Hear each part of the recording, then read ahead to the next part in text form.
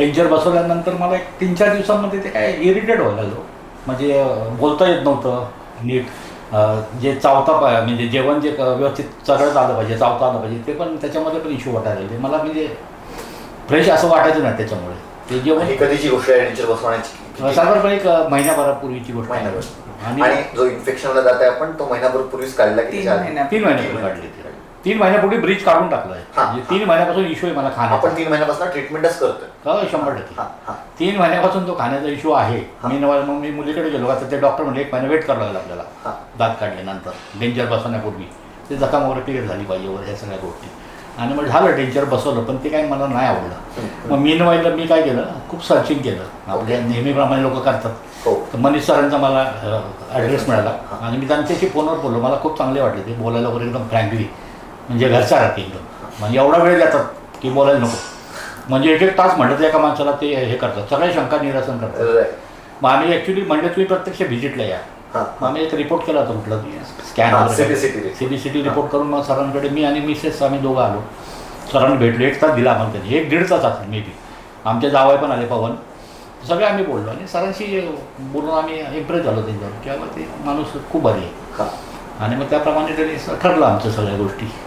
आणि त्याप्रमाणे आम्ही आज शनिवारी यायचं असं ठरलं आमचं. त्यामुळे आम्ही आलो आहे. मला काकूंना प्रश्न विचारायचा आहे. एक 20 वर्षापूर्वी ऍक्सिडेंट झाला, दात गेलेत, मग आपण ब्रिज बसवला. बरोबर. ब्रिज बसवण्यापासून तर डेंजर लावेपर्यंत म्हणजे 3 महिन्यापूर्वी तुम्ही काकांच्या जेवणाचे पॅटर्न्स, जेवणाचे हॅबिट्स, त्यांचं खाण्याचं प्रिफरन्स, जसं की काही ब्रिज बसल्यावर असं काही अनुभवलं होतं की पूर्वी वेगळं होतं आणि ब्रिज बसवल्यानंतर? नाही, ब्रिज बसवल्यानंतर ते रेग्युलर नॉर्मल खात होते. पण आता जो ब्रिज निघाला त्याच्यानंतर आता जवळजवळ 4 महिन्याचा पिरियड गेलाय.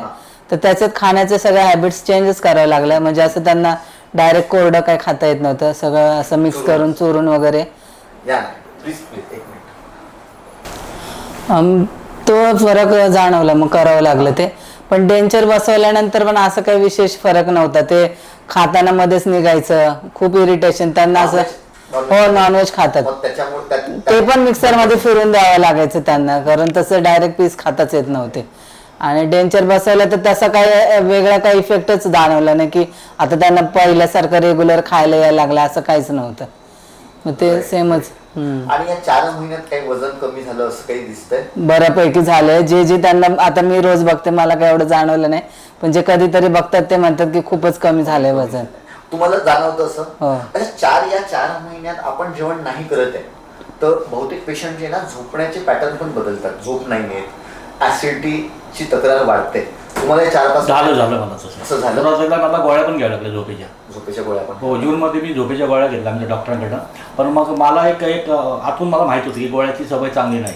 पण मी तो बदलण्याचा प्रयत्न केला. पण मला अजून एक प्रश्न विचारायचा आहे तुम्हाला की बाबा मला झोप येत नाही, हे दातांमुळे होत आहे असं काही वाटलं का? तेव्हाच ते दात काढले होते ब्रिजवर. कारण की काही दुसरं पण कारण असू शकतं. नाही ना, दातामुळे माझ्या खाण्यापिण्याच्या पद्धती बदलल्या. आणि थोडंसं दात काढल्यानंतर आता जो पोर्शन ब्रिजने होता भरलेला तो एकदम मोकळा झाला. चेहरा पण आत गेला असेल. त्याच्यामुळे काय झालं, चेहऱ्यामध्ये बदल झाला आणि सायकोलॉजिकल थोडं म्हणजे मला जरा हे झालं. हा प्रश्न डिप्रेशन. मला हे विचारायचं, तेच विचारायचंय की या 4-5 महिन्यात जे तुम्ही सोशली बाहेर जायचे, फिरायचे, लोकांची मोकळी खायची, ते बंद केलं? मी माझा ऍक्च्युली इन्शुरन्समध्ये मी बिझनेस करतो. माझे जवळजवळ 100-150 क्लायंट आहे. तर त्यांच्याकडे जाण्याचं मी टाळायचो आता. आणि मग मी काय म्हटलं की आता हे सगळ्या गोष्टी झाल्यानंतर आपण परत रिशेड्यूल करू सगळ्या गोष्टी आणि पहिल्यापासून सगळ्या गोष्टी करूया. राईट. मला ताईला प्रश्न विचारायचा आहे, कारण की तुमचं लग्न आता रिसेंटली झालं असेल आणि तुम्ही वडिलांचा त्रास एकदम जवळून नाही पाहिला हा 4-5 महिन्यांचा, पण फोनवर जवळपास आपण बोलतोच. तुम्हाला काही असं जाणवलं एक आमूलाग्र बदल की हा पप्पांमध्ये हा बदल आहे, नाही यांना दात बसवायला पाहिजे? तुम्ही काही रिसर्च केलं डेंटल इम्प्लांटवर, असं काही तुमचा अनुभव? हा, मग त्यांनी ऍक्च्युली बेसिकली खूप एक्सप्लोअर केलं या गोष्टीबाबत. सो त्यांनी बरंच एक्सप्लोअर केलं. सो ते ज्या दिशेने ते पुढे मुव्हिंग फॉरवर्ड म्हणजे त्यांचं चालू होतं की हे कन्सल्टेशन ते कन्सल्टेशन. सो आम्ही त्यांना सपोर्ट करत होतो.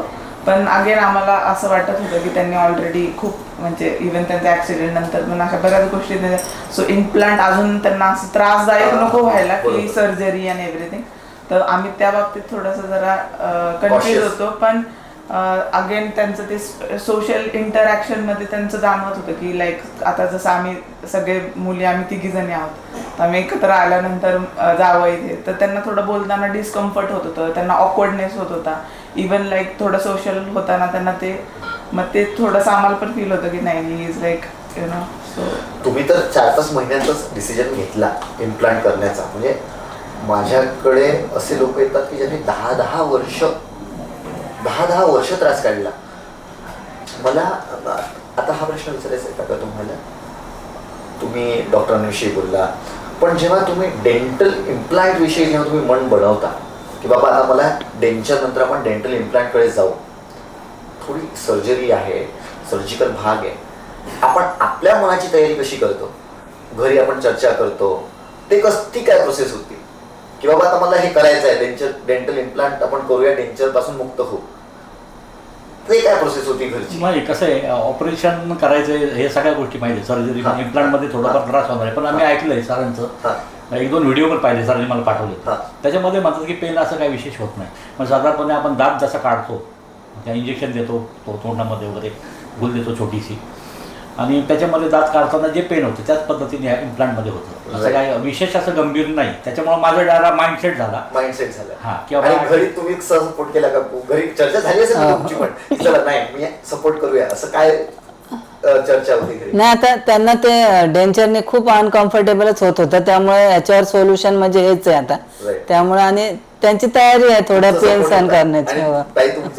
आम्ही अगोदर जसं मी तुम्हाला बोलले की आम्ही कन्फ्युज होतो की त्यांना अजून म्हणजे जो सर्जिकल पार्ट आहे तो जास्त त्यांना वेदना देणारा नसावा, याच्यासाठी आमचं पहिलं होतं की मग जेव्हा त्यांच्या मनाची तयारी आहे तर मग आम्ही ऑब्व्हियसली मग सपोर्ट केलं. परफेक्ट. तर जास्त वेळ असा आवाज किती दिवसांनी ऐकलाय? मला तर वाटतं 6 महिने ऍक्च्युली जानेवारी मध्ये त्यांचे ते काढले होते. 6 महिन्यांनी बसवले. काजू एक सोबत घ्या, हा, आणि ते पूर्ण तोंड भरून असं अख्खं खास तोंड पूर्ण टाका, 2-4 टाका, आणि मग तुम्हाला लक्षात येईल की सगळीकडे फिरवून, सगळीकडे फिरवायचं.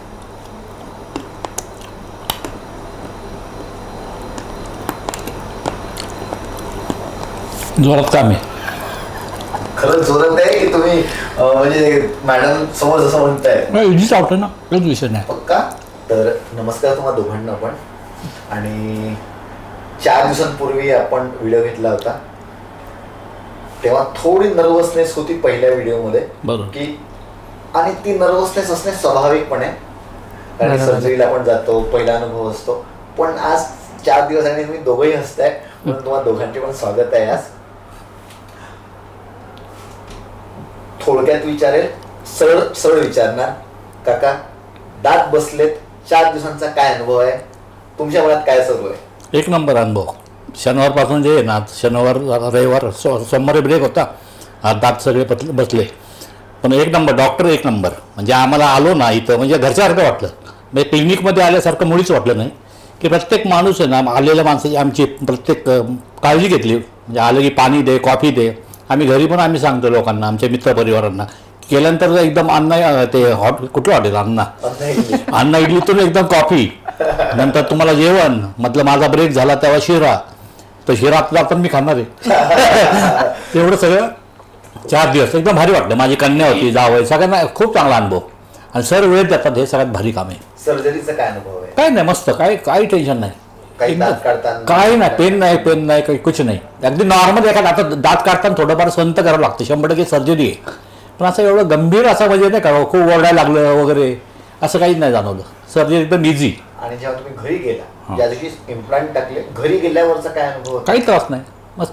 गोळ्या गेल्यानंतर जेवण केलं नॉर्मल, जे काय पण मला जे सांगितलं, लिक्विड, नंतर टॅबलेट घेतल्या सगळ्या, आणि झोपून गेलो. झोप पण आली छानपैकी, काही त्रास नाही. सकाळी मला वाटत होतं की रात्री नाईट लवकर निघून जावी, किंवा असं म्हणजे थोडी भीती असते ना मनामध्ये, तशी होती मला, पण तसं नाही जाणवलं काहीच.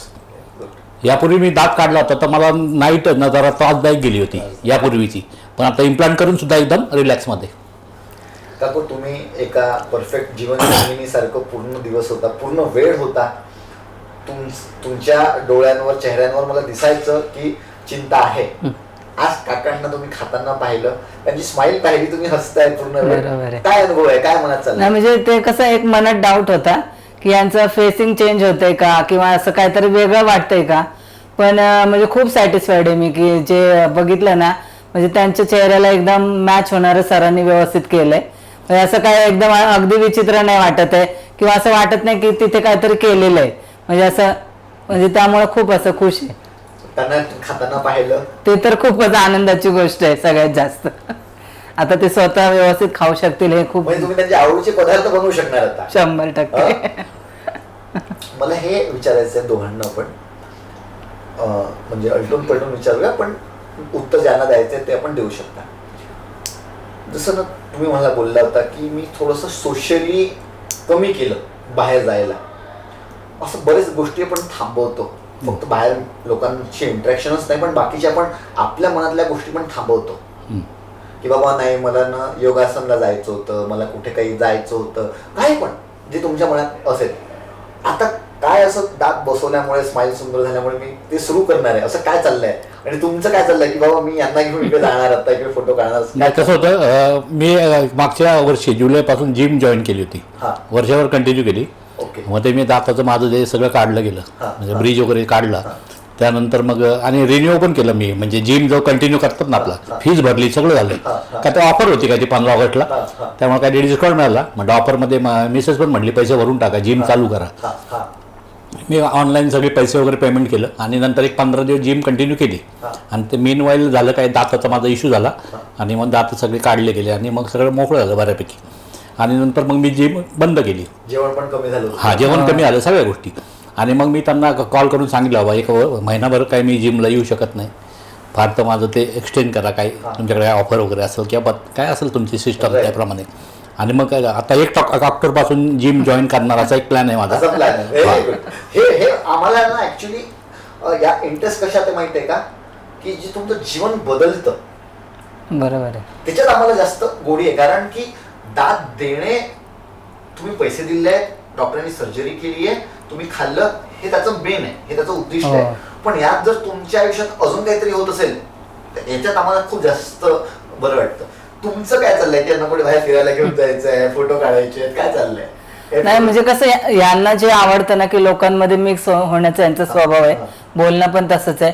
पण आता एवढ्यामध्ये म्हणजे असं निरीक्षणात आलं की त्यांना जास्त माणसांमध्ये जायला आवडत नाही, कारण ते असं त्यांना फील होत असेल की चेहरा असं यात टाकायचंय. म्हणजे याच उत्तरामध्ये यांचा स्वभाव बदलला होता का? थोडा चिडचिडा झाला होता ते ह्याच्यामुळे, खाणं व्यवस्थित नसल्यामुळे. आणि त्यांना फील होत असेल, त्यांची कशी आहे पर्सनॅलिटी की मी कायम छान दिसावं, हे पहिल्यापासून आहे सगळं. आणि ते म्हणजे पहिल्यापासून ते तसेच राहतात. म्हणजे त्यांचं ते आता जसे रिटायर झाले आणि हे दाताचं झालं तेव्हापासून ते जरा असं हे करायला लागले. नाही तर म्हणजे पूर्ण त्यांच्या ऑफिसच्या इथे पण ना सगळ्यात जास्त चांगली पर्सनॅलिटी म्हटलं तर ह्यांचीच होती. आणि सगळ्यात असे डायरेक्ट बोलून दाखवायचे आम्हाला. पण आता एवढ्यात ना ते चिडचिडे पण झाले, परत ते स्वतःकडे जरा दुर्लक्ष पण करायला लागले. म्हणजे त्यांना थोडंसं पण आज बघितलं तर मला ते आज पहिल्यासारखे दिसायला लागले. हे सगळ्यात जास्त आनंदाची गोष्ट आहे. खूप म्हणजे आम्हाला तुम्हा दोघांना हसताना आणि मी कॅमेराच्या लेन्स मधून तुम्हाला जेव्हा पाहतोय ना, मला जास्त आनंद आहे या गोष्टीचा. तुम्ही खरंच खूप सुंदरच आहे दोघं पण. आणि खूप सुंदर, म्हणजे तुम्ही आता मला सांगितलं की जिमला वगैरे जाता, पर्सनॅलिटी पण आता म्हणजे तुम्ही जेव्हा मला मी पुढच्या वेळी जेव्हा तुम्हाला पाहणार 1-1.5 महिन्यानंतर, तर मला थोडंसं अजून बढिया दिसले. काका जेव्हा आले, हे कोण आहे? हा, मग काकूंना पाहिलं तर ओळखता आले नाही होणार. तुम्ही आणि सरांनी पण काही गोष्टी सांगितल्या, त्याचं मी पालन करणार. सरांनी काल सांगितलं ते. आता सरांवरून गोष्ट निघाली. डॉक्टर मनीष, काय अनुभव आहे तुमचा? एक नंबर डॉक्टर. आम्ही तुम्हाला सांगतो, जसं डॉक्टरांशी माझं संपर्क झालाय, पहिल्या दिवशी जवळ 1 तास मीटिंग, सगळं सांगितलं, म्हणजे बारीक सारीक गोष्टी सगळ्या. येस. तर सरांचं पहिला म्हणजे अगोदर मी फोनवर बोललो, फोनवर सुद्धा मला वेळ दिला सरांनी मला खूप. आणि त्यांचा आवाज वगैरे ऐकून मला असं म्हणजे नाही का घरातल्या माणसासारखं, म्हणजे डॉक्टरमुळेच वाटलं नाही मला. अजून आहे असे मस्त गप्पा मारतात वगैरे फ्रँकली. तसे आमचे जे डेंटिस्ट डॉक्टर आहेत आमची फॅमिली ते एवढं काय वेळ देत नाही. नॉर्मल एखादा 2 मिनटं बोलतात फक्त. आणि त्यामुळे काय असं सगळ्या गोष्टी समजून वगैरे सांगणं हा विषय नाही तिकडे. पण सरांनी मला फोनवर बोलले. नंतर मग मिसेसला सांगितलं पण यांचा काही विश्वास नाही बसला. हे काय म्हणले नाही एवढं लांब कुठं जायचं कसं शक्य आहे. खराडी आणि काय कसे आता कसं डॉक्टर. माहितीये का फोनवर बोललं की आपल्याला प्रत्येक माणूस असं वाटतं हा व्यवस्थित पण चांगलं आहे. एक गोष्ट लक्षात पण ते- आली ही काय म्हणली की आपले जे डॉक्टर आहेत इथले त्यांना तुमची पूर्ण हिस्ट्री माहीत आहे. हे अगोदर तिच्या पहिल्याच होतं त्यामुळे झालेलं. मी ऍडजस्टमेंट केलं की त्यांना हिस्ट्री माहिती हा, आहे. म्हणून. पण मला हे नाही माहित की यांच्यापेक्षा पण खूप चांगले डॉक्टर आहेत जगामध्ये. तर हिला म्हणलं अगं टेक्नॉलॉजी बदलली आहे डॉक्टर नवीन नवीन ह्या सगळ्या गोष्टी आहेत आपण जरा विचार कर तू बघ माझ्यावर एकदा येऊन बघ. मग सरांना कॉल केला. सर म्हणले एकदा आणि सर पण म्हणले की व्हिजिट करा प्रत्यक्ष भेटा. मग तुम्हाला आपण नंतर करायचं नाही करायचं तुमचा प्रश्न आहे ना. आम्ही काय तुम्हाला फोर्स थोडी करतोय. तुम्हाला योग्य वाटलं तरच करायचं आहे. आणि मला ऑनलाईन बजेट कुणी सांगितलं नाही. मी विचारायचो ना कुठे पण की बाबा बेसल इम्प्लांट म्हणा किंवा ते दुसरं हा त्याचे चार्जेस किती असतील. नाही तुम्ही व्हिजिटला या. सरांनी मला व्हॉट्सअपवर सांगितलं 240 डायरेक्ट. फक्त मी एक रिपोर्ट पाठवला होता त्यांना सरांना मी. तर त्यांनी 2,40,000 अमाऊंट लिहून पाठवली की पुण्यामधले एवढे डॉक्टर आतापर्यंत मी खूप सर्च केला हो. काय सांगायचं 2-3 महिने मी बसलो ना की हेच करायचं. काय मला म्हणजे ते सवय लागली होती. मला काय ते करायचं आहे म्हणलं नीट व्हायचंय याच्यामध्ये असं राहायचं नाही हे माझ्या डोक्यामध्ये होतो. तर तुम्हाला म्हणतो एवढे आम्ही कल्याणनगर झालं. एक लेडी डॉक्टर त्यांनी पण सांगितलं 4.5 लाख 6.5 लाख 5.5 लाख एवढे सगळे बजेट होती. आता त्या सगळ्या गोष्टी ॲडजस्ट पण करायच्या होत्या. महिला म्हटलं आपल्याकडे एक सरांनी मला मग सरांचा संपर्क झाला. सरांनी मला 240 दिलं. बघू तर म्हटलं सर असं चांगलं. सर म्हटले ओके असेल तर विचार करू ना आपण हलकं शेवटी सर म्हणतात की करायचं का नाही तुमचा प्रश्न आहे. मग आम्ही आलो. ही सरांसमोर आम्ही बसलो तासभर. जावं पण आले नंतर पण मेजर आमचंच चर्चा झाली सरांबरोबर. ही नंतर एकदम इम्प्रेस झाली. म्हणले सर एक नंबर आहे. आणि आता 3 दिवस आम्ही जावाही पण विचारतात त्यांना पण आम्ही सांगतोय तुम्ही येऊन बघा. आणि सगळ्यात मोठा फरक तुम्हाला सांगतो आमच्या डॉक्टरांचं क्लिनिक आणि ह्या क्लिनिकमध्ये जमीन आसमान फरक आहे.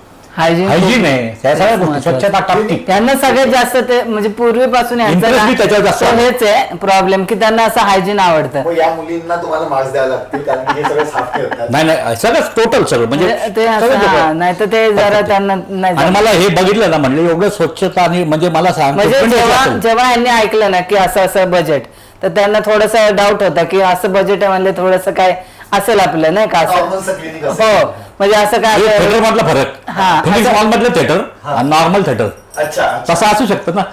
असं त्यांना प्रत्यक्ष वाटलं. जेव्हा आलो हा, मग ते त्यांचं जरा सर पण म्हणले की नाही मी पैशासाठी सगळ्या गोष्टी नाही करत आहे. आणि हे आम्हाला खूप आवडलं सरांचं की खरंच ते म्हणजे लोकांसाठी काम करतात पैशासाठी काम करत नाही. हे आम्हाला त्यांच्याकडे त्यांच्याशी बोलून वगैरे बरं वाटलं.